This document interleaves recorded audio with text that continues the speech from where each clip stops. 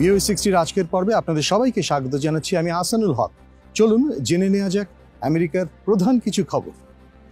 যুক্তরাষ্ট্রের পররাষ্ট্রমন্ত্রী Antony Blinken সতর্ক করে বলেছেন, সিরিয়াতে বাশার আসাদ সরকারের পতনের পর আগামী কয়েক মাসে ইসলামিক স্টেট তাদের কর্তৃত্ব পুনঃপ্রতিষ্ঠা করার চেষ্টা করবে, কিন্তু যুক্তরাষ্ট্র সেটা ব্যর্থ করে দিতে বদ্ধপরিকর। পররাষ্ট্র মন্ত্রণালয় সোমবার বলেছে, সিরিয়ায় 12 বছর আগে নিখোঁজ হওয়া আমেরিকান সাংবাদিক অস্টিন টাইস সম্পর্কে জানতে জিম্মি সংক্রান্ত বিশেষ দূত রজার কাস্টেন্সকে বৈরুত পাঠানো হয়েছে। প্রতিরক্ষামন্ত্রী লয়েড অস্টিন জাপানের প্রতিরক্ষামন্ত্রী এবং প্রধানমন্ত্রীর সাথে মঙ্গলবার সাক্ষাৎ করেছেন। টোকিওতে আলোচনার সময় অস্টিন যুক্তরাষ্ট্র এবং জাপানের জোট এবং ওই অঞ্চলে নিরাপত্তার ব্যাপারে আমেরিকার প্রতিশ্রুতির গুরুত্ব আবার নিশ্চিত করেন। VOA60 আজ এ পর্যন্তই। আহসানুল হক, ভয়েস অব আমেরিকা, ওয়াশিংটন।